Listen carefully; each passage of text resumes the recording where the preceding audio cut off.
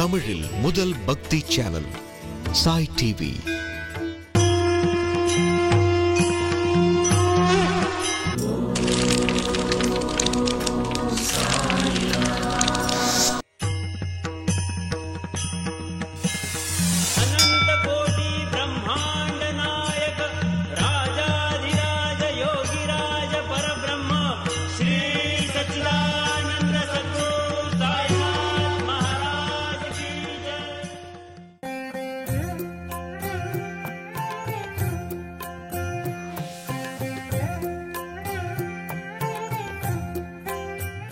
ओम गुरुर् ब्रह्मा गुरुर् विष्णु गुरुर्देवो महेश्वरः गुरु साक्षात् परब्रह्मं तस्मै श्री गुरवे नमः.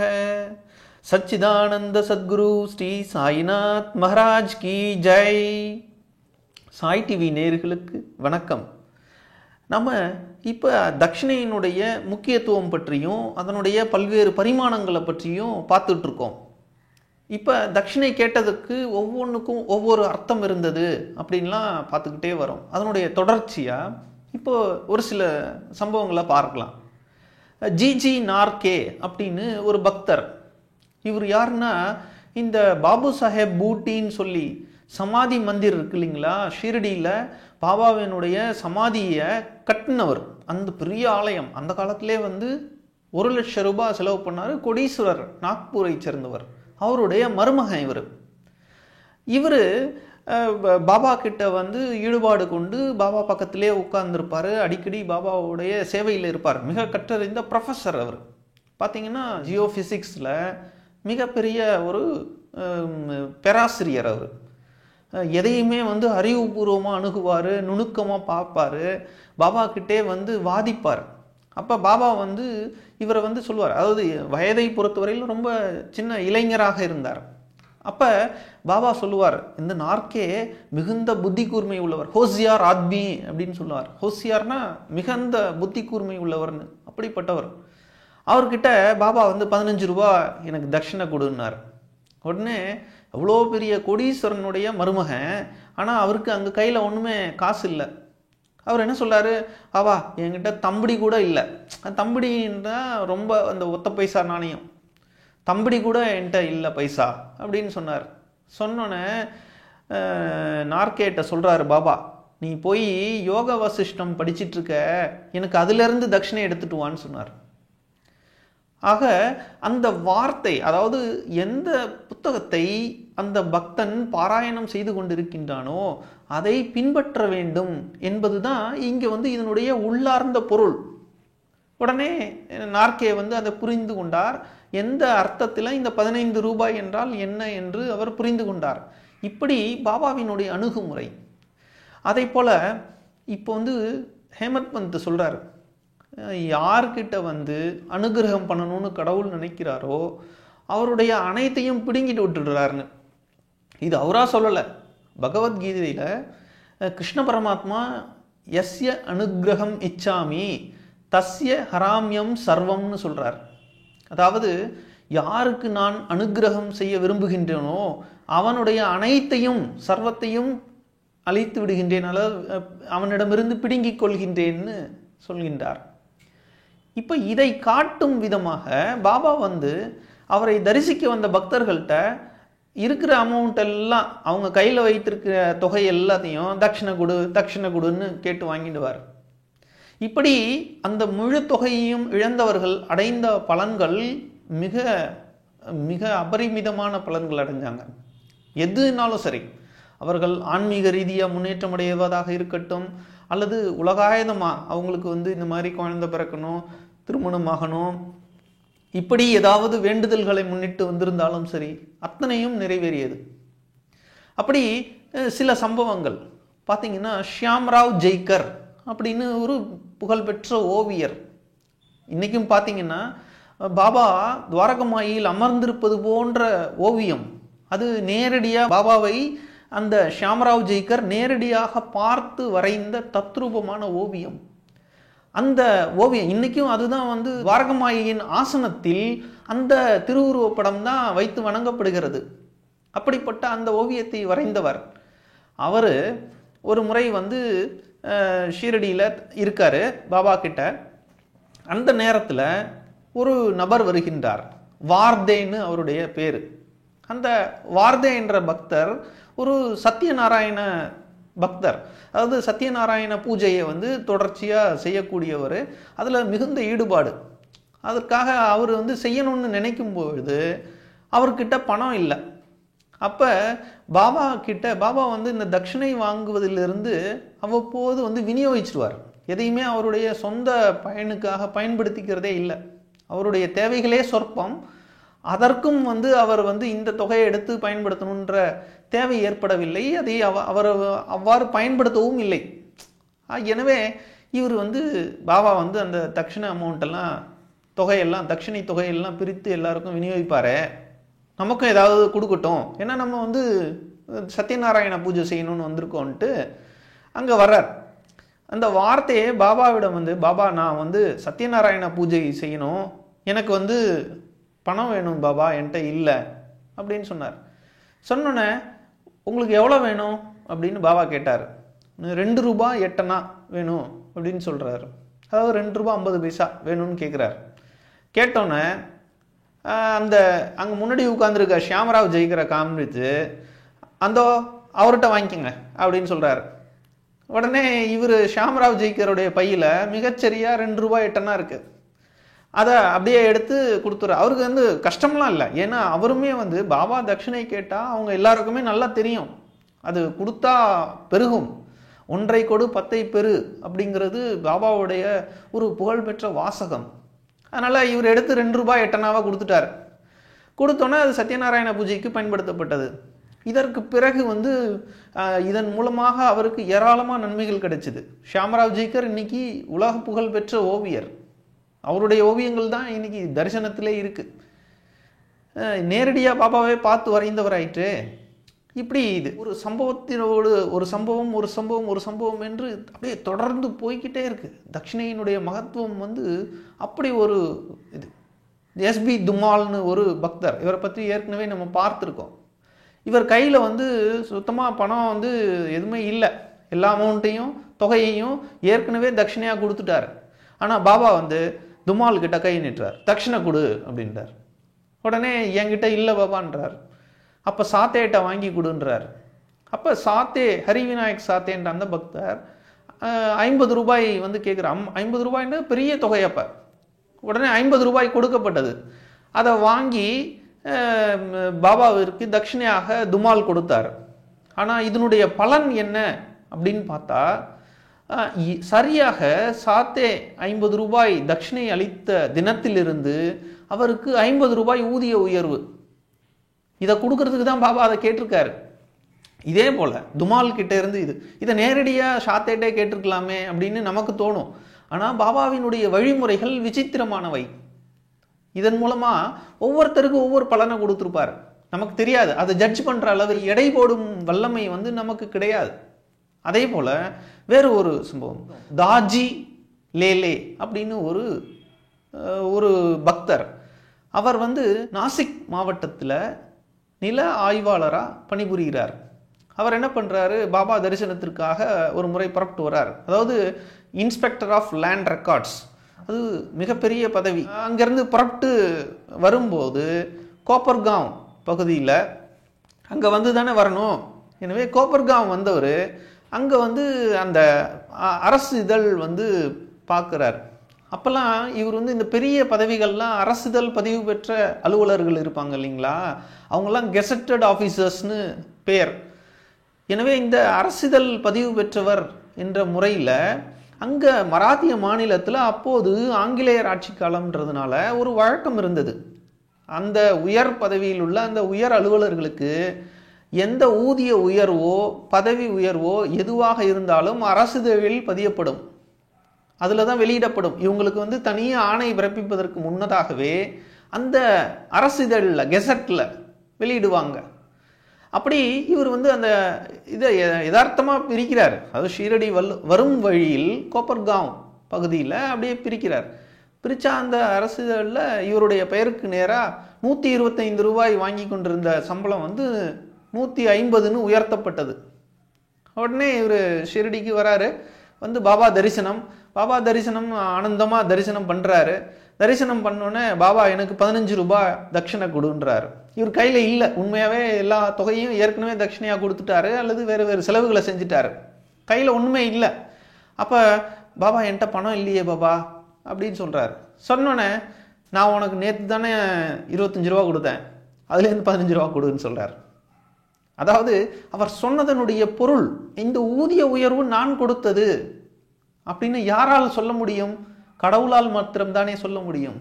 அப்ப பரம்பொருளின் அவதாரம் பாபா அந்த நம்பிக்கையை அந்த பக்தனின் மனதில் விதைத்தார்.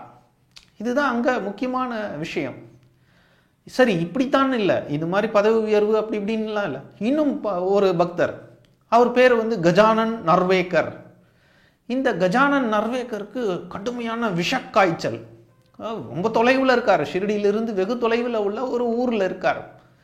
ஆனால் மிகச்சிறந்த மிகப்பெரிய பாபா பக்தர். அதனால் அவருக்கு வந்து இந்த விஷக்காய்ச்சல் என்ன பண்ணாலும் போக மாட்டேங்குது. உடனே அவர் வந்து ஒரு முடிவு பண்ணிட்டார், நிச்சயமாக இது பாபா கிட்ட தான் சரியாகும்.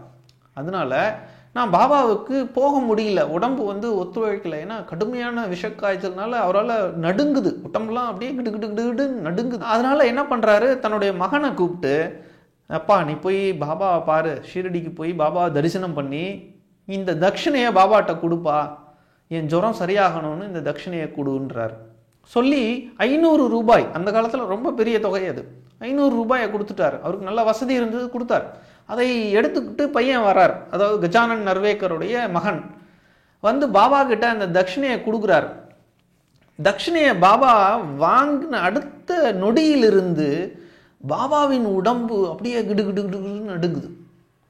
அதாவது அந்த க்ஷணத்திலேயே, அந்த தட்சிணையை ஏற்ற மறு கணத்திலேயே அந்த கஜானன் நர்வேக்கருடைய ஜுரமானது முற்றிலுமாக நீங்கி போனது. அவர் அப்படியே ஃப்ரீ ஆயிட்டார், ரொம்ப கம்ஃபர்டபுளாக சந்தோஷமாக இருக்கார், குணமாயிட்டார். ஆனால் அந்த பக்தனினுடைய கஷ்டத்தை, ஜுரத்தை தான் ஏற்றுக்கொண்டு அவதிப்பட்டார். இப்படி ஏராளமாக தட்சிணைக்கு பரிமாணங்கள் போய்கிட்டே இருக்கு, கணக்கு வழக்கே இல்லை. நோயை ஏற்றுக்கிறதுக்கு வாங்கினார், குருவினுடைய அருளை பிரதிபலிக்க வாங்கினார், பொருள் சொல்லும் விதமாக வாங்கினார், வாங்காமே தட்சிணை ஏற்கப்பட்டதுன்றார். ஒருத்தர்கிட்ட தட்சிணைன்னு கேட்கிறாரு, அவர் கொடுக்கப்பட்டதுன்றார், இவரும் ஏற்கப்பட்டதுன்றார். எம்பி ரெகேன்ற பக்தர்கிட்ட இந்த மாதிரி ஒரு சம்பவம் நடந்தது. அப்போ அதனுடைய பொருள் என்ன அப்படின்னா, இது எல்லாமே வந்து அதாவது உயர்ந்த ஆன்மீக படித்தரத்தில் பாபா அவர்களை பக்குவப்படுத்தினார். அதனால தட்சிணைங்கிறதுக்கு அப்படி ஒரு மிகப்பெரிய ஒரு வல்லமை இருந்தது. இதை தவிர இந்த தட்சிணையை பற்றி ஹேமத் பந்த் எழுதினதை தாண்டி பிவி தேவ்னு நம்ம பார்த்தோம் இல்லைங்களா, பால்கிருஷ்ண விஸ்வநாத் தேவ்னு ஒரு பக்தர், அவர் மாமலத்தாராக இருந்தவர். அவர் தட்சிணை பற்றி பிற்காலத்தில் சாய் லீலா பத்திரிகையில் மிக நீண்ட விரிவான ஒரு கட்டுரை எழுதியிருக்கார். ஆனால் ஹேமத் பந்தே கூட ஒரு ஒரு சம்பவம், ஒரு புராண நிகழ்ச்சியை குறிப்பிடுகிறார். என்ன அப்படின்னா, பிருகதாரண்யக உபனிஷதம் அப்படின்னு சொல்லி ஒரு உபநிடதம் இருக்கு. அந்த உபநிடதத்தில் ஒரு சம்பவம், அதாவது அந்த மகரிஷி, அதாவது பிரஜாபதி அப்படின்னு சொல்லுவாங்க. ஒவ்வொரு யுகத்திலும் அந்த பிரஜாபதிகள் உண்டு. பிரஜாபதிகள்னா படைக்கக்கூடியவர்கள்னு அர்த்தம். அது வந்து ஒவ்வொரு மனுவெல்லாம் பிரஜாபதியாக வருவார்கள், இப்படி இருக்கு. இது வந்து அந்த மாதிரி பிரஜாபதியாக இருக்கக்கூடியவர் படைத்து விட்டு, அதாவது தேவர்கள், மனிதர்கள், அசுரர்கள் என்று அனைவரையும் படைத்துவிட்டு அவர்களுக்கு குருவாக உபதேசிக்கிறார். அதாவது குருகுல வாசமாக அவர்களை தன்னிடம் வைத்துக் கொள்கிறார். அப்படி வைத்துக்கிட்டு அவங்களுக்கு அந்த குருகுல வாசம் முடிந்தோன தட்சிணை கேட்கின்றார். உபதேசம் சொல்லி தட்சிணை கேட்பது ஒரு விதம். அப்ப என்ன உபதேசம் சொல்றாரு அப்படின்னா, தா அப்படிங்கிற ஒரு வடமொழி எழுத்தை சொல்கின்றார். அதாவது தேவநாகரி அப்படின்ற எழுத்து வடிவத்தில் தா என்ற ஒரு எழுத்தை சொன்னார். தா அப்படின்னா அவங்க இந்த 3 விதமான மனிதர்கள் இருக்கிறாங்க இல்லைங்களா? அதாவது தேவர்களும் அசுரர்களும் எப்படி மனிதர்கள்னு நான் சொல்ல முடியும்னு உங்களுக்கு தோணலாம். ஆனால் இதற்கான விளக்கத்தை சங்கர பாஷ்யம் மிக அருமையாக குறிப்பிட்டுள்ளது. அதாவது அனைத்து நலன்களும் குணநலன்களும் பெற்று புலன்கள் மட்டும் ஒடுங்க பெறாத மனிதன் தேவர்களுக்கு சமமானவன். அதாவது தேவர்களுக்கு புலனடக்கம் இல்லை என்பதை நாசுக்காக ஆதிசங்கரர் சொல்கின்றார். அதை போல தேவர்களுக்கே அப்படின்னா பார்த்துக்கங்க. அதை போல ஹிம்சிக்கக்கூடிய குணமும் குரூரமான குணமும் எண்ணமும் கொண்டவர்கள் அசுரர்கள் அப்படின்னு சொல்றாரு. ஆனால் அவர்களும் மனிதர்கள் தான். அதாவது அசுரர்கள் தேவர்கள் என்பது ஏதோ வெளியில் கிடையாது, மனிதர்களுக்குள்ளேயே அவர்களுடைய குணநலன்களை பொறுத்து அவர்கள் தேவனாகவோ அசுரனாகவோ மனிதனாகவோ இருக்கின்றான் அப்படிங்கிறது இந்த சங்கர பாஷ்யத்தினுடைய விளக்கம்.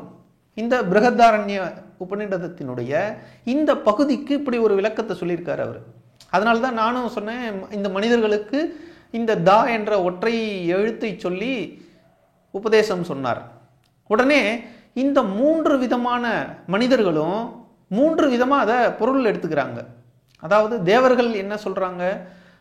தாந்தம் அல்லது தமம். தாந்தம் அல்லது தமம்னா, அதாவது தமம் என்பது புலன்களை அடக்குவது, பொறி வழியே புலன் ஓடாமை தமம். அதாவது தன்னடக்கம் புலனடக்கம்னு வைத்துக்கொள்ளுங்களேன். அப்படி ஒரு தான்னு புரிஞ்சுக்கிட்டாங்களாம் தேவர்கள். அடுத்தது அசுரர்கள் தயா அப்படின்னு புரிஞ்சுக்கிட்டாங்களாம். தயான்னா இரக்கம்னு அர்த்தம், தயை அல்லது இரக்கம், கருணை அப்படி. அடுத்தது மனிதர்கள், மனிதர்கள் தானம்னு புரிஞ்சுக்கிட்டாங்க அப்படின்னு சொல்றாங்க. அதாவது இந்த 3 விதமான மனிதர்களும், தேவர்கள், மனிதர்கள், அசுரர்கள் என்ற 3 விதமான மனிதர்களும் அவரவர்களிடம் இல்லாத குணத்தை தாம் பெற்றுக்கொள்ள வேண்டும் என்று தங்கள் குரு உபதேசித்ததாக கருதினர். இப்ப தேவர்களுக்கு புலனடக்கம் இல்லைன்னு சொன்னாங்க, அதனால அவர்கள் தமம் இருக்கணும்னு விரும்பினாங்கன்னு சொல்றார். அசுரர்களுக்கு இரக்க குணம் இல்லைன்னு சொன்னாங்க, தயை இல்லைன்னு நினைச்சாங்க, அதனால தாங்கள் தயையோடு இருக்க வேணும்னு, அதாவது அந்த குரூர குணத்தை விட்டு இரக்க குணத்தை கொள்ளணும்னு சொல்லி புரிஞ்சுக்கிட்டாங்க. மனிதர்கள் தானம், அதாவது அவர்களுக்கு இந்த லோபம் இருக்கிறது, அதாவது ஒரு பேராசை இருக்கின்றது, ஆனால் அந்த பேராசை இருக்கக்கூடாது அப்படிங்கிறதுக்காக தானம் செய்ய வேண்டும், செல்வத்தின் மீது பற்றின்றி இருக்க வேண்டும்னு புரிஞ்சுக்கிட்டாங்க அப்படின்னு சொல்லி விளக்கம் சொல்லியிருக்கார். இது ஏதோ சாதாரண விளக்கம் போல. இது பாபாவினுடைய சத்சரிதத்தை பார்த்தீங்கன்னா பாபாவினுடைய வார்த்தைகளை ஹேமத் பந்த் எழுதுகின்றார். இது எழுதுவதற்கு ஹேமத் பந்த் ஒரு கருவி மாத்திரமே. அப்ப பாபா ஏன் இதை சொன்னாரு அப்படின்னு பார்க்கும் பொழுது மிகுந்த ஆச்சரியமா இருக்குது. என்னன்னா, பகவத்கீதையினுடைய பல்வேறு ஸ்லோகங்களினுடைய பொருட்களை இது உணர்த்துகிறது. அது ரொம்ப ஆச்சரியகரமான விஷயம். பார்த்தீங்கன்னா பகவத்கீதையினுடைய 16வது அத்தியாயத்துல ஒரு ஸ்லோகம் வருகிறது. அதாவது காமம், குரோதம், பேராசை அல்லது லோபம், இந்த 3ம் நரகத்தின் வாயில்கள்னு வருது. இந்த நரகத்தின் வாயில்கள்னு இந்த 3ஐயும் சொல்லும் பொழுது இதிலிருந்து விடுபடுவதற்காக இந்த 3 குணங்கள் சொன்னோம் இல்லைங்களா, இது 3ம் தான் அது. தமம் என்பது காமத்தை வெல்வது தமம். அடுத்தது தயை என்பது குரோதத்தை வெல்வது தயை. அடுத்தது தானம், தானம் என்பது லோபத்தை வெல்வது தானம். அப்ப இந்த 3ஐயும் உணர்த்தும் விதமாகவே இது சொல்லப்பட்டது அப்படின்னு கருத முடிகிறது. இப்ப இந்த 3ம் இந்த 3 விதமான மனிதர்கள்னு சொல்லிட்டாங்க இல்லைங்களா, இது 3ஐயும் பாபா ஷீரடியில வச்சிருந்தாருங்க. அதுதான் ரொம்ப ஆச்சரியம். ரொம்ப சூக்ஷ்மமான ஒரு அர்த்தம், ஒரு விளக்கம் இருக்கின்றது. இந்த அத்தியாயத்தினுடைய ஏற்றமே, இந்த 14வது அத்தியாயத்தினுடைய ஏற்றமே இதற்குள் தான் இருக்குது. என்னன்னா, ஷீரடியில 3 விஷயங்களுக்குமே ஒரு பாடமாக, அதாவது எப்படின்னா, இந்த தமத்தை உணர்த்துவதற்கு பாபா ஷீரடியில துவாரகமாயில என்ன வச்சிருந்தாருன்னா ஆமையை வைத்திருந்தார். இப்ப நான் விளக்கம் அடுத்து சொல்றேன். இப்ப ஆச்சரியமா இருக்கும், நான் ஜஸ்ட் அதனுடைய விளக்கத்தை பின்னர் சொல்கின்றேன். காமம் என்பதை வெல்லக்கூடிய தமத்திற்கு அடையாளமாக ஆமையை வைத்தார். குரோதத்தை வெல்லக்கூடிய தயைக்கு அடையாளமாக சாயிநாதரே இருந்தார். மூன்றாவதாக தானத்தை, அதாவது லோபத்தை வெல்லக்கூடிய தானத்தை உணர்த்துவதற்கு தட்சிணையை கேட்டார். இப்போ துவாரகமாயியில் பாபா உட்கார்ந்துருக்காரு, தயாஸ்வரூபம். அடுத்தது தானம் கேட்டார், அதாவது தட்சிணை கேட்டார், தானத்தை வலியுறுத்திட்டார். அப்போ புலநடக்கத்தை உணர்த்துவதற்கு அங்கு ஆமையை பிரதிஷ்டை செய்திருந்தார். இப்போ ரொம்ப ஆச்சரியமாக இருக்குங்க. இந்த மூன்றின் மூலமாக இது பண்ணார். உங்களுக்கு சில நேரங்களில் எனக்கு அந்த மாதிரி ஒரு உணர்வு இருந்தது. என்னென்னா, பாபா அடிக்கடி கோபப்படுவார், இவர் எப்படி கோபத்தை வென்றவர்னு சொல்ல முடியும்?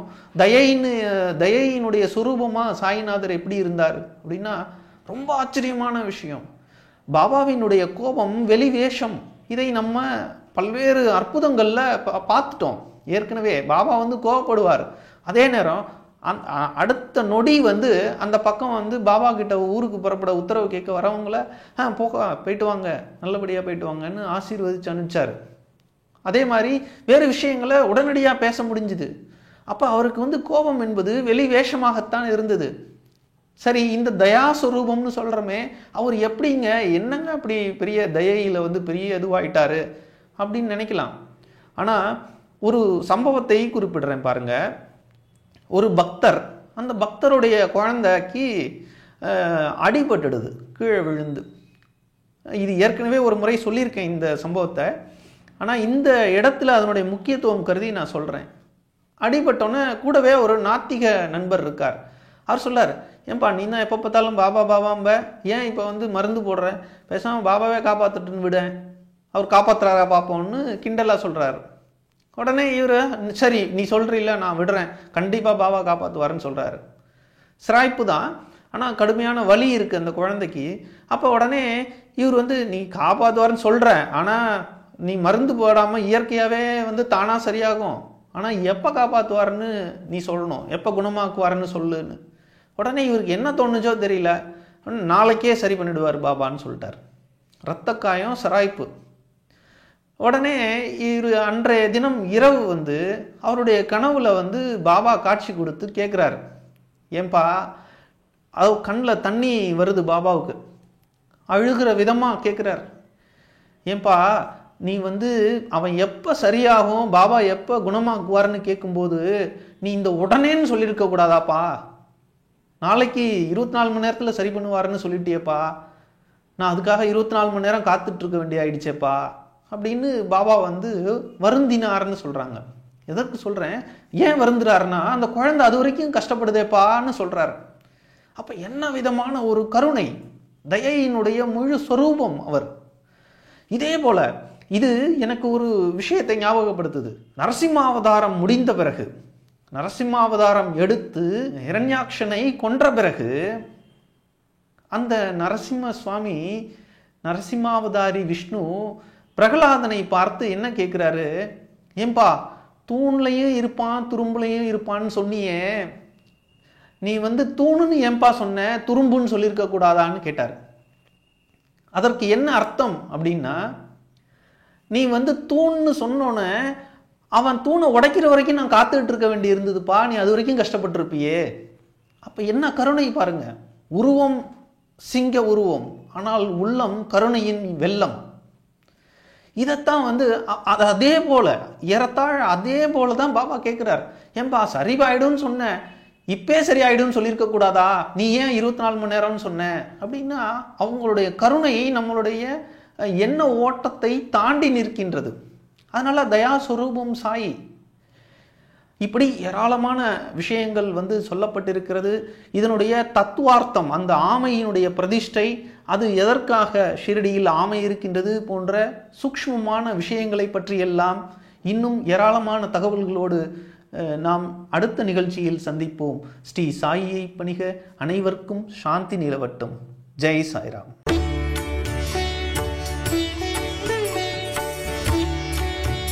தமிழில் முதல் பக்தி சேனல் சாய் டிவி.